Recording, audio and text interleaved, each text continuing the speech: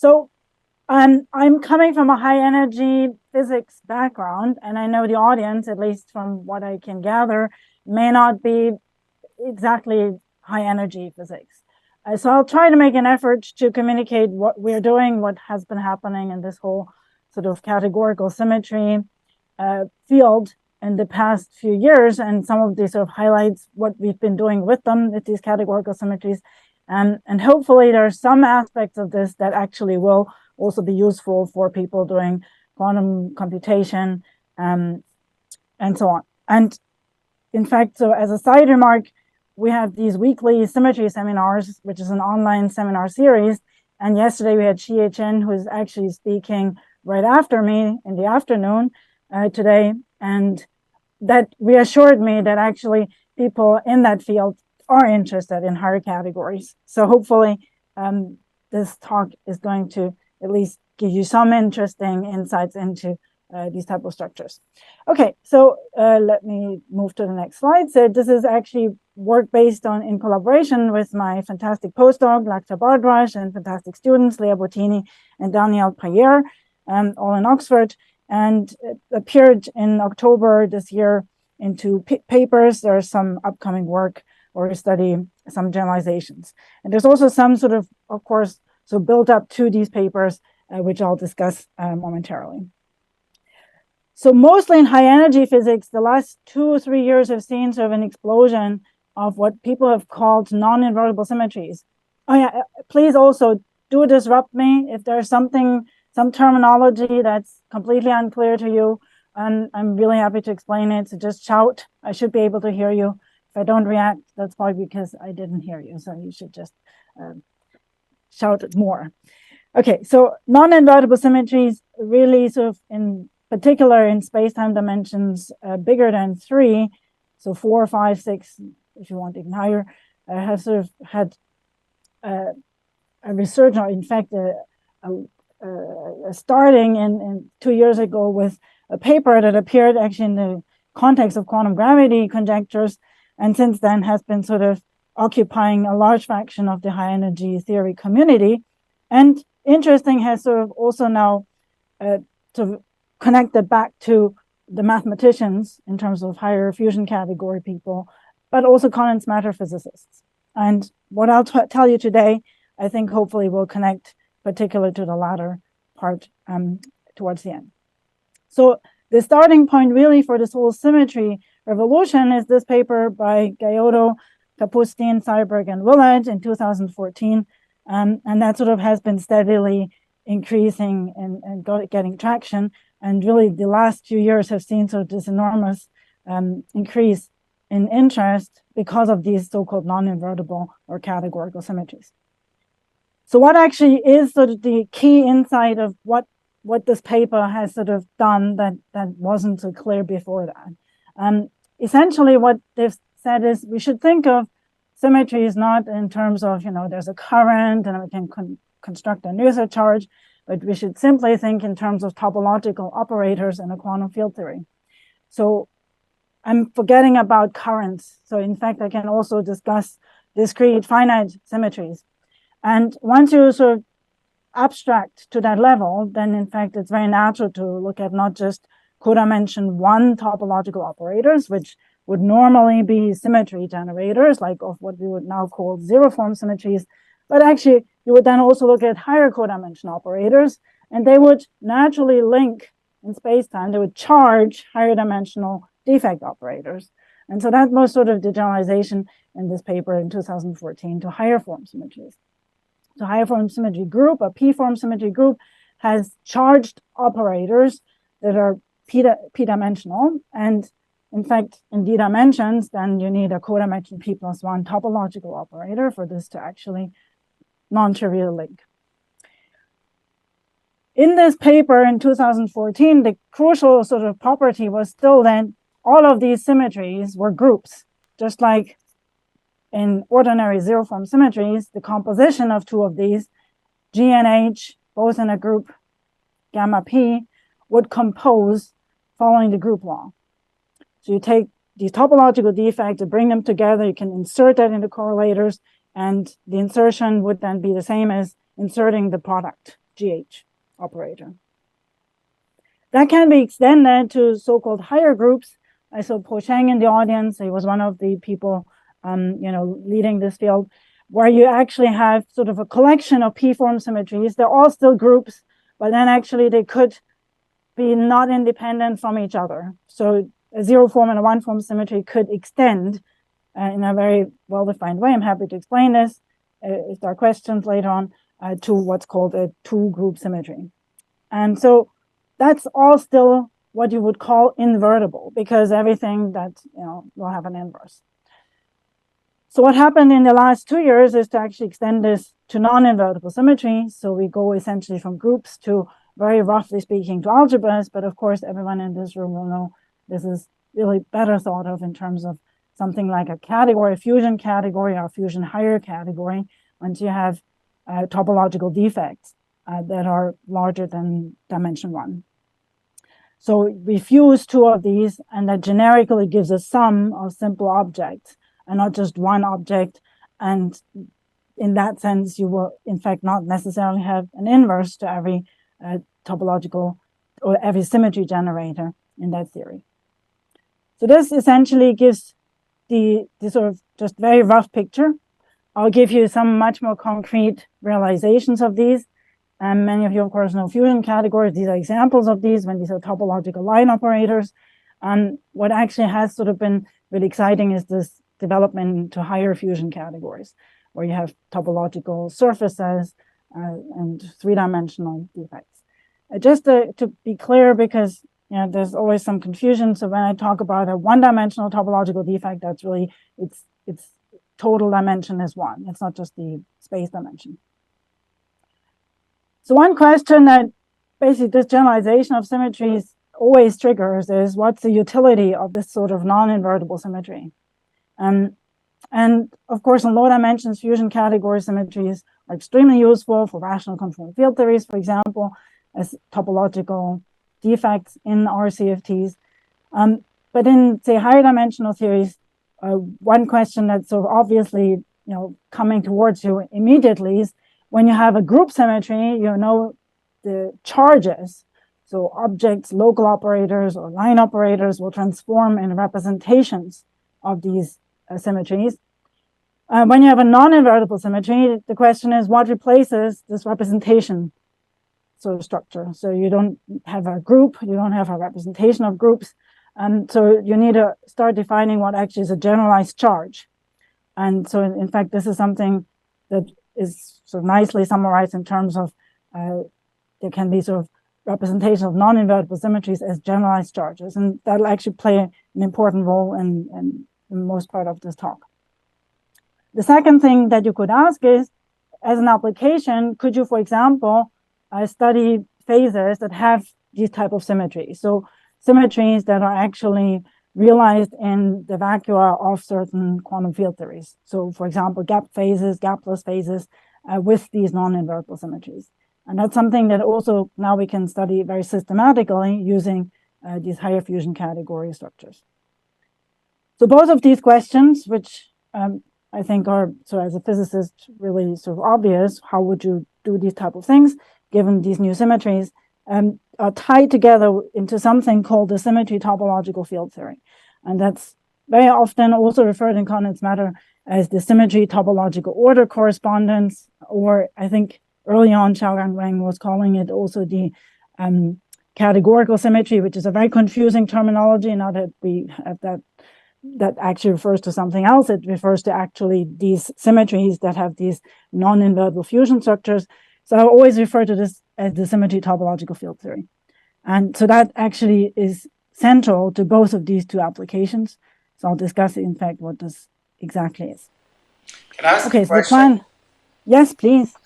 Quantum groups are not good enough? So quantum groups are particular instances. They're not good enough for sure, because quantum groups would probably only be relevant in 1+1D, maybe in 2+1D. So we'll see that higher fusion categories aren't necessarily, I will give you examples in the simplest case, and there won't be sort of quantum groups. Can I also ask? But any other question? Yes, please. So when you fuse defects, you're saying they form a non-invertible symmetry if their fusion is a sum of simple objects, right? Of some fusion. Yes. I think non-invertible is essentially always meaning that you do not have for every symmetry generator an inverse that gives you back the trivial defect. So it could also be that you have a fusion. So, for example, one example is in sort of what's called the two fusion category, 2-rep Z2, which I'll discuss. You have something like that. The fusion of an object with itself gives 2 times that object. So then you have a coefficient, and that's also obviously non-invertible, right? So that would be one example. Yeah, I wanted to ask, what do you call simple objects? Like they should not have any endomorphisms, and what are these endomorphisms? That's right. So that's of course dependent on if you're looking at a fusion category, it means that if you look at sort of the Hilbert space at these junctions, right? There's actually it's just one number. It's a trivial space. In the same sense, if you have simple objects in a 2 category, right? Now the junctions are lines, so you just have basically simple lines between these. So you have sort of one-dimensional, irreducible objects. So in that sense, you can write down generators, which are essentially the simples, and then have all the other objects will be composed out of these. So that's the structure. Does it answer your question? Yeah, I just wanted, and what are the endomorphisms of such defect? So I will give you an example of a very concrete case of 2 categories in a moment. So maybe this is you can ask this question in maybe 15 minutes. And then if it's still not clear, we can discuss it more. Any other questions? Okay, so I'll discuss first just some aspects of categorical symmetries, in particular higher fusion categories, and then the SymTFT. Many of you for fusion categories will know what the SymTFT is. Its topological defects are essentially the Drinfeld center elements for a fusion category. But in higher dimensions, the SymTFT is some slightly more complicated construction. And then the second part I'll discuss is application to symmetric gapped phases and generalized charges. Okay, so just to repeat what we mean by sort of a categorical symmetry, we have a fusion P category essentially starts with objects that are p-dimensional topological defects. And then we go to the next layer. The one morphisms basically are now junctions between 2 p-dimensional objects, so they're p-1 dimensional defects, and 2 morphisms are junctions between junctions, and so on and so forth.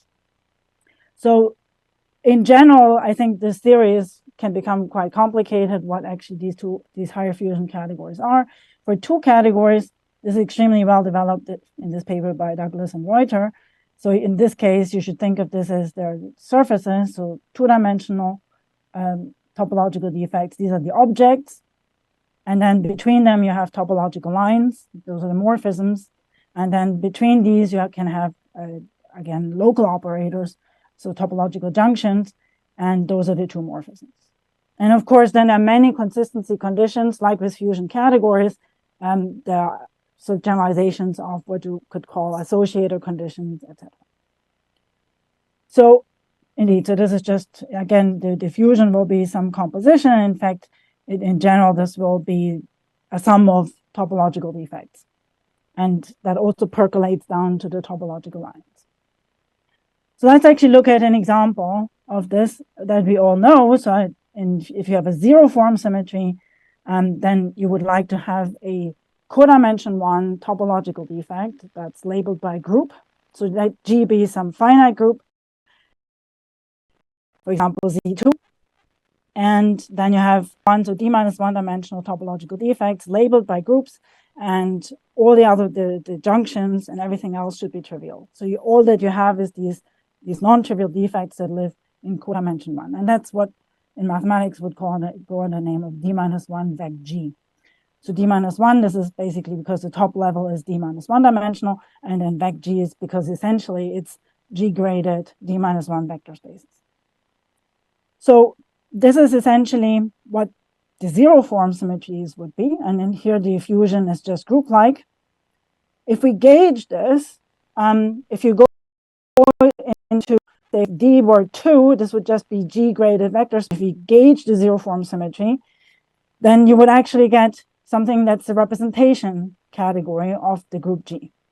And if G is abelian, that's isomorphic to vec G, because every rep is one-dimensional. But in fact, if G is non-abelian, this representation category can be quite different. It's genuinely, in fact, an example now of a non-invertible symmetry. So for example, if you take D equals to 2 and you look at the rep G category, say G equals to S3, the permutation group on 3 elements, then the fusion is in fact non-invertible because you have higher dimensional, so 1 and 2 dimensional irreps. And they have their tensor product gives sums of other irreps. So that's one example of a category that's sort of giving you a non-invertible symmetry. So if you start basically with, so just to sort of maybe give this a little bit more of the example. So if G is Z2, then we have essentially these elements in 2vec G2 for the 2 category. So these are topological surfaces. They fuse like groups. They're just trivial lines on each of these surfaces, and they just fuse in the same way. And in fact, it's completely invertible because for every element G, I have a G inverse. In the case of Z2, it would just be the element itself. So what happens if I gauge this? I get sort of this category which is called 2rep Z2. And so if you actually follow this 2014 paper on generalized symmetries, gauging a zero form symmetry in 3 dimensions, say, will give you a dual one form symmetry. So a one form symmetry is generated in 3 dimensions by topological lines. And so what you will get is a dual, again, Z2 graded set of topological lines. So these are the D1G. So here 1 because they're one dimensional. And again, they fuse according to a group law. So this is only one part of what we would call the 2rep G for G equals to Z category, Z2 category. So what in addition you have in this category is also what's called condensation defects. So in fact, you can take the trivial topological surface, right? So this category has no surfaces that are coming after this gauging. So there's no one form symmetry here. So there's basically no non-trivial surface in this category 2rep Z2. But you can now take the trivial topological defect and gauge on that surface. So you essentially put a mesh of topological lines onto the surface, and that's the condensation defect. So this is another object in this category now, and that's actually, if you complete this category with these types of condensation defects for the topological lines, that's actually what the category 2rep G is. So you have the dual topological lines plus the condensation surface defects. So one way of understanding this a little bit more systematic, so this is some mathematics construction. You can sort of do this general gauging using bimodules and all kinds of mathematical terminology. There's an extremely intuitive way of thinking about this gauging in these 2 categories, and in fact in any higher category. And that's sort of the idea of stacking with GTQFTs and then gauging sort of the global symmetry after you've stacked with these GTQFTs. And that'll explain where these kind of condensation defects will come from. So you could also think of this much more mathematical in terms of 2 category theory, but I think for this audience, thinking about it in terms of GTQFTs is a much more intuitive way of going about this. So this generalized gauging basically proceeds by, if I take a theory with a G symmetry, so G is say Z2, I can gauge that symmetry, but I can also, in fact, first stack the topological field theory on top of it that has a G symmetry, and then gauge. And then the TQFT will become actually a topological defect in the gauged theory. And one such topological defect will be this condensation defect. So to actually understand this, we'll look at maybe first what are actually, in this case, 2-dimensional GTQFTs. So a 2D TQFT, it's finite. I'm not worrying about Euler counter terms. I'll do that later in some examples, but here we're just looking at sort of finite number of vacua. So each TQFT is just labeled by n, an integer, and it's a totally trivial theory. It basically has n vacua, and there's a base of local operators. I call them identity, and they fuse like the identity in I and J will be delta ij I. And between them, I have domain walls, and they compose in sort of the obvious fashion. And they form something called the fusion 2 category, which is basically what's 2-vec. It's 2 vector spaces, which is just, you can now fuse Tn with Tm, so the theory with n vacua and m vacua, and you get the theory with nm vacua. So here I don't have any G symmetry on these 2D TQFTs yet. So if I actually now want GTQFTs, there are two choices.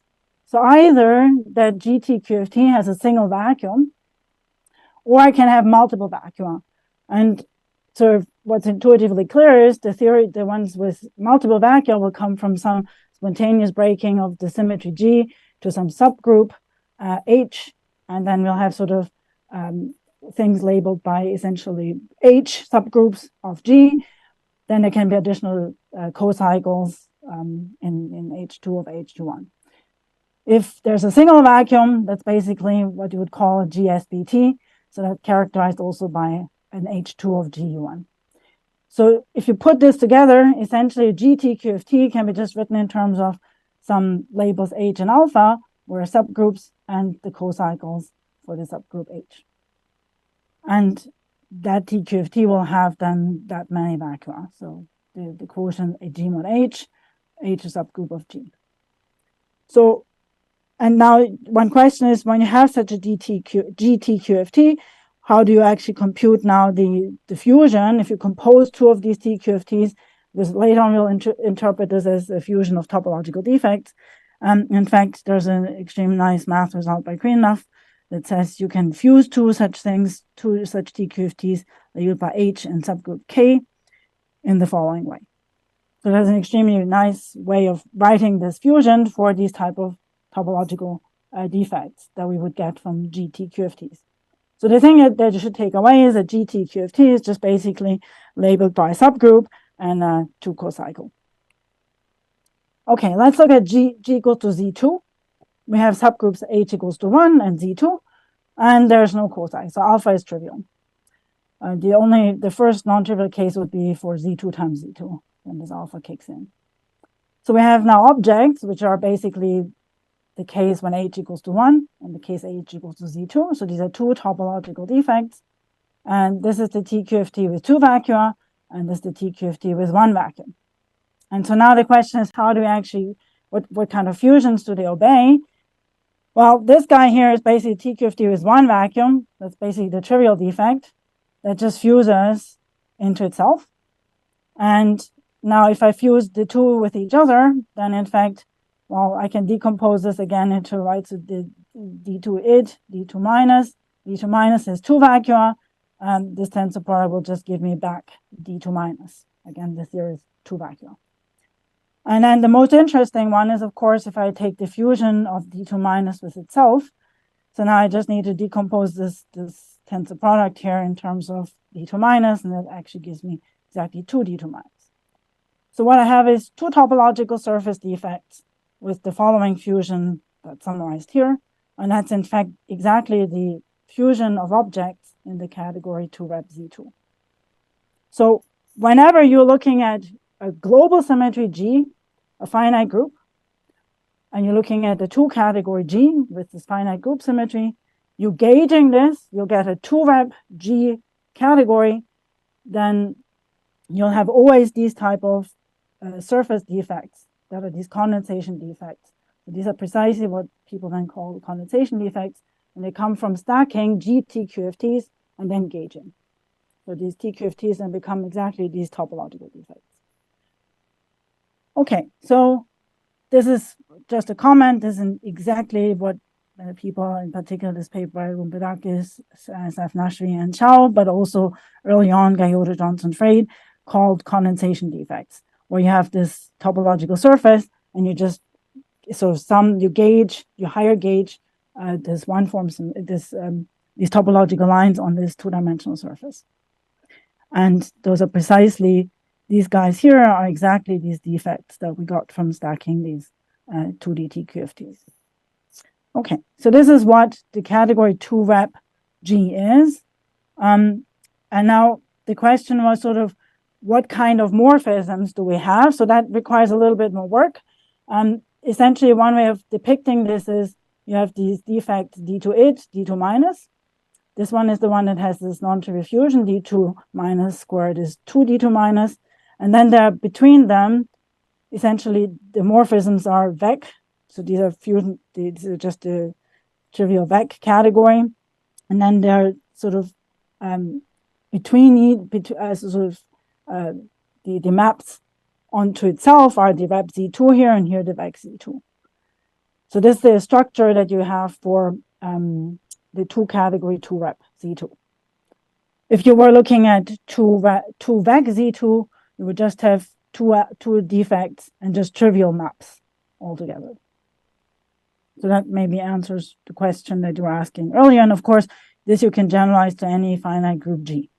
When G is non-abelian, this becomes more complicated because, of course, then also these topological lines become non-invertible. But I'm happy to discuss this later.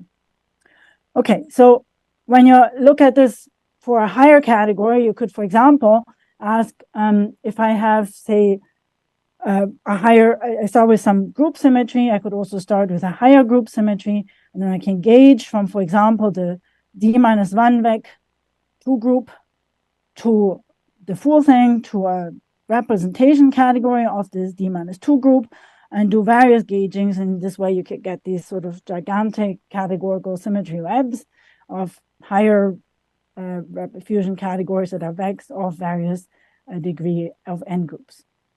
And here I'm giving sort of an example. These groups up here, these spin, SS, PSO, and so on, these are examples of gauge theory, so pure gauge theories with these gauge groups that would have these type of categorical symmetries. So these are actually quantum field theories that have such higher fusion category symmetries. So if you took, for example, the pin plus 4n gauge group in d dimensions, it would have this non-invertible D-1 rep D-2 group symmetry. So this seems like an extremely complicated setup because depending on which gauging you're doing, you get complicated higher groups and higher fusion categories. Now, the beautiful thing is you can sort of package all of this. You can forget about all these different forms. And you can package it into what's called the SymTFT. And the SymTFT is essentially for a two-dimensional QFT. So fusion 1 category symmetry is essentially related very directly to the Drinfeld center of this fusion category. And so in higher dimensions, this would be the Drinfeld center of this higher fusion category. And it gives an extremely nice picture of also what the charges of these non-invertible symmetries are. So basically all these different gaugings or global forms will all be unified in terms of the SymTFT, which is actually a D+1 dimensional topological field theory, and the different choices of which gauging you've taken, whether you're looking at VEC of G or rep of G, are encoded in gap boundary conditions of this symmetry TFT. So in that sense, it's sort of a very sleek way of encoding all these different symmetry structures. So what is the SymTFT sort of very roughly is if you start with a D-dimensional QFT and it has some symmetry, here I'm sort of just showing, say, there's some fusion of two lines into some other line, so call it symmetry category S. Then the symmetry TFT is a D+1 dimensional theory that lives in this bulk here, and it has two boundary conditions. One is a gap boundary or topological boundary, and the other is a physical boundary, which is not necessarily topological. It's only topological if T, the theory that you started with, is topological. And essentially what you're doing is to go from here to here is you're gauging the symmetry S in D+1 dimensions. So examples of this is, for example, if you take the Troy-Vero theory for a fusion category symmetry S. So this is a 2D, 3D sort of system. If you looking at D+1 d-dimensional general fusion category symmetries, and it's just simply what we'll now call the SymTFT. And why this is not just sort of a nice gadget to encode these type of symmetries is because really, so the slogan, the one thing that you should take from this talk is the topological defects of the SymTFT. So the topological defect of this D+1 dimensional TQFT, they're actually the generalized charges. So the charges of these non-invertible or categorical symmetries. And so you can essentially, by constructing this, read off the charges in this physical theory under the symmetry S. So that's sort of the key utility of this. Let me actually sort of give a very quick sort of a comment what sort of the SymTFT, what properties this has. So if you have a symmetry S, basically that determines sort of this pair Z of S and the symmetry boundary. Very often, so Dan Fried and company call this the quiche. So this is just sort of, you cut this off, and then this is the half part of here. So the symmetry S determines the bulk and the symmetry boundary condition. Only once you specify also the physical theory, then you get the full sandwich, and you can collapse this, and you get a theory T in D dimensions. But the symmetry basically fixes Z of S, so the SymTFT and the symmetry boundary. If you have two theories that basically are different, they have different physical boundary conditions for the SymTFT, if they are essentially different theories in D dimensions. So really, if you want to change the theory, you can change the quiche, so this half sandwich here. So if you have the SymTFT in the bulk and the symmetry boundary condition, that remains unchanged, but then you need to slot in different physical boundary conditions to create different theories T, physical theories. And then if you gauge the symmetry, it means changing the symmetry boundary.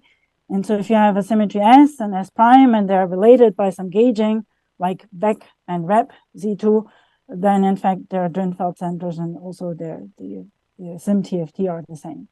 And in that sense, all these different forms, these different complicated categories, since they're all related by gauging, they all share the same SymTFT. So once you study the SymTFT and then all classify its boundary conditions, its gap boundary conditions, that should give you the complete set of possible symmetries that you can realize and that are gauge related. Okay, so the simplest type of SymTFT is basically for a GP P-form symmetry that's abelian, and then it's simply a BF theory. And that appears, of course, in many contexts. That's for Z2, something like a toric code. It's also couplings that appear in holography. So these are, very simple SymTFTs for a Zn abelian higher form symmetry. And there's, of course, so Zn will have this background field BP+1. And then there's a dual symmetry that you obtain sort of by essentially gauging that, and it's a D minus P minus 1 form. And so from these, we can construct now the topological defects of the SymTFT in terms of just these these essentially just exponentiating the integral over P+1 cycles or D minus P minus 1 cycles. And because of this BF term, these actually do not commute, right? So these are mutually non-local operators, and the different boundary conditions essentially select out which of these operators actually have now Dirichlet and Neumann boundary conditions. So for example, if we have B ending and having a Dirichlet boundary condition on the symmetry boundary, and these C's have Neumann, then you get exactly a Zn P-form symmetry, because in fact these are generating now a Zn P-form symmetry, and the charges are in fact these guys that have the Dirichlet boundary condition. So this is sort of the statement: if you have this p-dimensional bulk topological defect, you just project it to the boundary, and you get a symmetry generator on the symmetry boundary. If this is a Neumann boundary condition, then these become sort of topological defects in this d-dimensional symmetry boundary. Now the picture of the charges is when you have now topological defect in the bulk that extends between the two boundaries.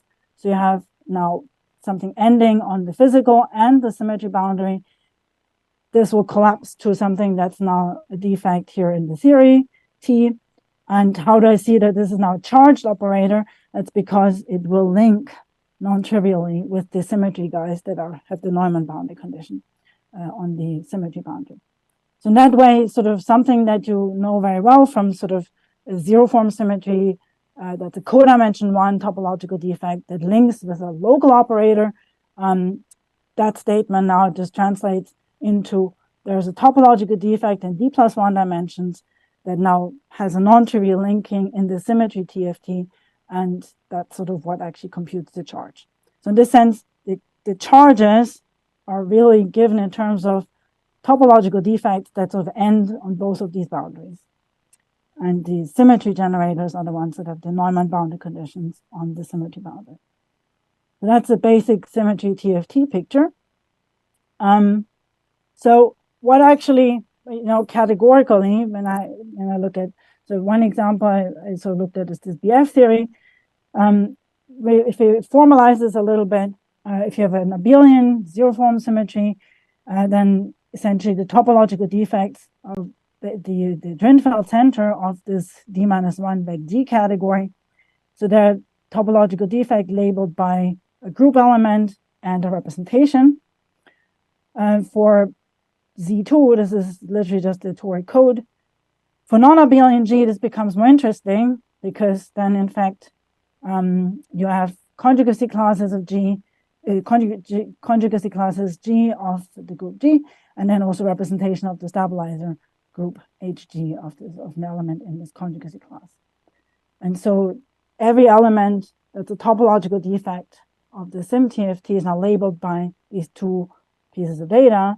And in fact, we can decompose the topological defect, the center of the d-1 vec G, into a direct sum of d-1 representations of these HG summing over these conjugacy classes. So that's sort of a non-trivial decomposition of the center. I'll give you an example in a moment for the two categories, and it'll become clear what exactly this is. So in 3 dimensions, you might wonder sort of, are there actually really interesting sort of higher fusion categories, and what actually do these centers look like?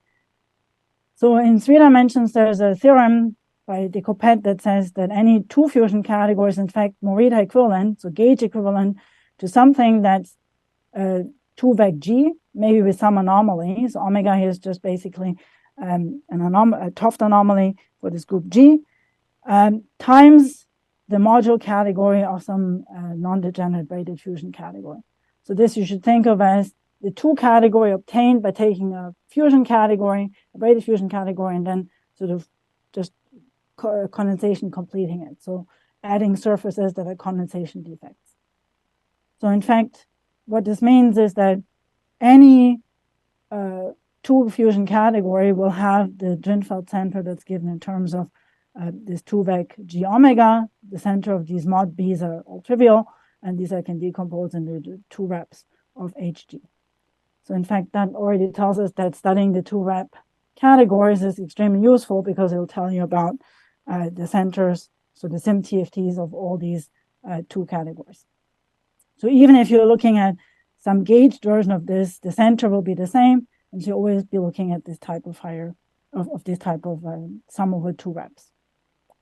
Okay, so let's look at this also. Maybe this is sort of, here I'm saying in higher dimensions, I'm working myself down to 2 dimensions, 3 dimensions, 2 dimensions. Now actually I want to end up in 2D, which maybe is more familiar to this audience. And basically in 2 dimensions, I can play the same game. And in this case, I can study sort of G goes to, for example, a non-abelian group. In that case, the SymTFT, because it's non-abelian, will not just simply be sort of labeled by in this way here by G and R, but it's this particular non-abelian case here. So let's actually look at this in some more detail. So for S3, I can write this in terms of semi-direct product Z3 with Z2. The Z3 is generated by A, say, and the Z2 by B. The irreps are the trivial, the sign, and the 2-dimensional representation, and the conjugacy classes are given in terms of the one for it, for A, and for B. And so, in fact, I will get topological defects now that are labeled in the SymTFT. They're labeled by it with R, where R is one of these representations. For A, where now this conjugacy class is a Z3, so it's just labeled by third root of unity, and B is just signs. So that's now the set of topological defects that the SymTFT has. And so these are now going to be, depending on which type of boundary condition on the symmetry side we impose, will give rise to different realizations of, say, gauged versions of the VEC S3 symmetry. And then these charges, so the topological defects of the SymTFT, they will be providing the generalized charges of the physical theory that we get after compactification. Okay, so what kind of symmetry boundaries are actually allowed? So one important question is, if you have the SymTFT and its topological defects, how do I now find all the possible symmetry boundaries? So this is now in 2 dimensions, an extremely well-developed question. It's just finding what's called Lagrangian algebras. So these are algebras, so say integer linear combinations of the topological defects that satisfy certain conditions. They're, first of all, maximal, that's the Lagrangian condition, and they have this sort of dimension condition. The dimension of the algebra is the dimension of the category. And in particular, there are also some inequalities on these coefficients coming from diffusion in this fusion category. So for example, for the VEC S3, we'll have 4 Lagrangian algebras. I'll just call them in this way here. So these are just pairs of topological defects and with some multiplicities given so that they satisfy this Lagrangian algebra condition. And so these will give us different boundary conditions for the SymTFT. They're labeled here by S3, S3 prime, and rep S3, S3 prime, because those are topological boundary conditions for the SymTFT that give rise to VEC S3 or rep S3 type symmetry categories. Okay, so that's sort of, this follows essentially from EGNO. This is sort of classic literature, but now applied in this particular symmetry context for, say, QFTs. So what we really would like to do is now use all this here and actually implement this picture for these type of non-invertible symmetries. What are actually these charges that realize sort of the generalization of representations under a group of a group-like symmetry? And that's sort of the part 2 of this, where I would like to actually just briefly mention the charges are, as I already mentioned many times, the generalized charges are these topological defects of the SymTFT. So if I call a Q charge, a Q-dimensional operator in this SymTFT, so the generalized charges can be organized by the dimensionality. And in fact, a Q charge will be given in terms of a Q plus 1 dimensional topological operator in the SymTFT. And now there are different ways that this topological operator could be realized. It could be a genuine operator or a twisted sector operator. So it could be still attached to a topological line. And so these are sort of things one can now extract out of the properties of the SymTFT. So for example, this topological operator may end, but then have to actually have this sort of L-shaped projection. In this case, you get a topological operator attached to this operator OQ. So this would be what you would call a twisted sector operator, and that comes from specific bulk SymTFT topological defects that have these type of boundary conditions.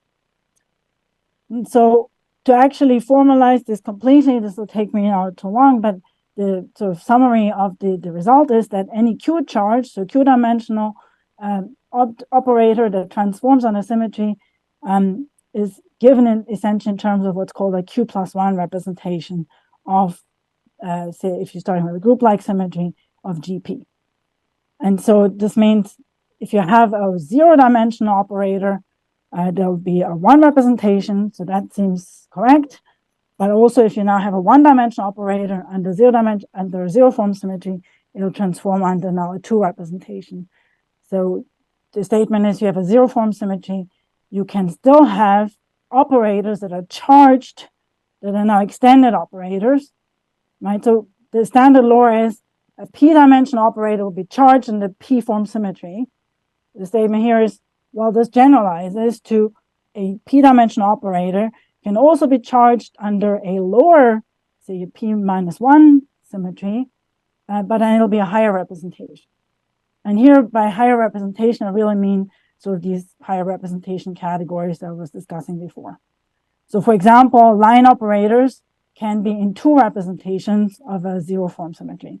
And here I'm giving some example of that. Okay, so I basically, let me just skip over this. What I would like to actually discuss in the last few minutes is I exposed you to this S3 example in 2 dimensions. So this has a really nice application.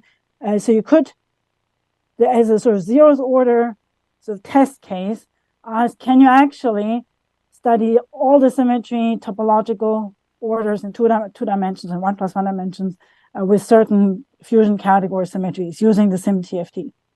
And sort of, can you actually extract out the whole sort of symmetry breaking patterns? What are the order parameters?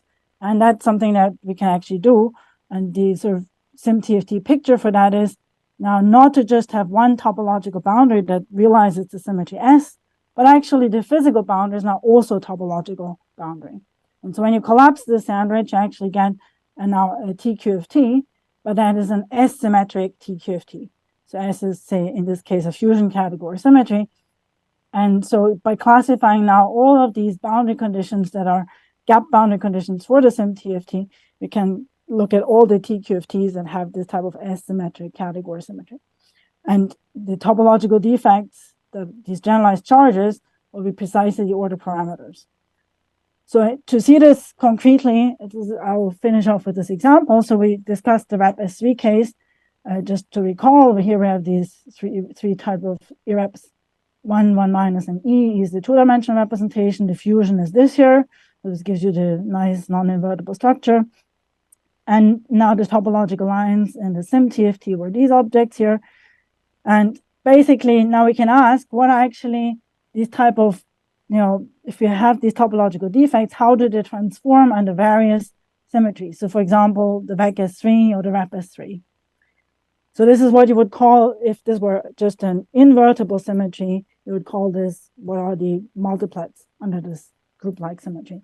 So here, these are now these higher categorical kind of representations. So for this RAP S3 here, basically there are now multiplets, which are not just local operators. But for group-like symmetry, you would say there's a charged operator, and that transforms in representation. So this is sort of the multiplet. Here, the difference is we'll have now operators that are local operators, but then they're in the same multiplet with operators that are twisted sector operators. So these two things, this is sort of a genuine operator and a non-genuine operator, are in the same multiplet under this non-invertible symmetry. And that's actually really the hallmark of these non-invertible symmetries, that they map genuine to non-genuine operators. So for example, this E line, this topological line that's associated to the two-dimensional rep, pass this operator O plus through, it actually, this gives you, it passes through with a particular coefficient, but then also it gives this attachment with the topological line. And this guy here, basically, if I pass it through, it gives me this diagram as well as this configuration here. And so actually working through this, we can now classify all of the possible, RAP S3 symmetric two-dimensional gap phases. So slotting in these Lagrangians that I listed earlier, you'll get sort of these phases. One is this RAP S3 phase. So on the symmetry boundary, we still have the RAP S3 symmetry, but then we also slot in the RAP S3 on the physical boundary. That gives a three vacuum theory. And for all these others, you get sort of a Z2 SSB phase, a RAP S3 mod Z2 SSB phase, as well as completely trivial phase. And so this is sort of the picture. You fix the symmetry, and then by changing the physical boundary, passing through all these topological boundary conditions for the SymTFT, you can generate all these different phases. And the nice thing is here we also have control over these relative Euler terms. So in fact, we can distinguish this three vacuum theory from this three vacuum theory, because there's a relative Euler term in this case and there's none here. Okay, and now of course, the cool thing is we can also do this for Ising categories, for Tambay-Yamagami categories, and also for higher fusion categories. So I don't have time to do this. In fact, I'm 1 minute over time, but let me just conclude. So essentially the sort of higher, these non-invertible symmetries are a generalization of group-like symmetries and also fusion category symmetries. I think studying at least the SymTFT picture gives an extremely nice framework to study, for example, gap phases. So that's what I discussed at the end, but it also gives us a way of identifying these generalized charges. And in the case of these gap phases, the generalized charges are precisely these order parameters, and they're like these they can be local operators, but in the non-invertible case, also non-genuine operators like string-like order parameters. One interesting extension is to higher fusion categories. So gap phases with higher fusion, so 2 categories, 3 categories. For 2 categories, it's interesting for 3D topological order. For higher fusion categories, for quantum field theories, for example, to study their IR phases. Some other work in progress that we're doing is, the natural question is, once you have all these S-symmetric, S is some fusion category symmetry, gap phases, we would like to now actually study the phase transition. So actually the gapless phases between them that also carry this fusion category symmetry, and the higher case, some QFT that's actually conformal that also has a higher fusion category symmetry. To actually construct really interesting models, it's nice to go actually to the lattice and look at, for example, in 2 dimensions at the anion model, anion chain model, or in higher with 2 fusion categories. There's been this recent paper by Inamura and Omori on the lattice model. So generalizing this work here from fusion categories to 2 fusion categories. So these are lattice models that actually implement these type of 2 categories. So in that case, one could then realize these gap phases and also gapless phases on the lattice. Okay, sorry for going over time. Are there any questions?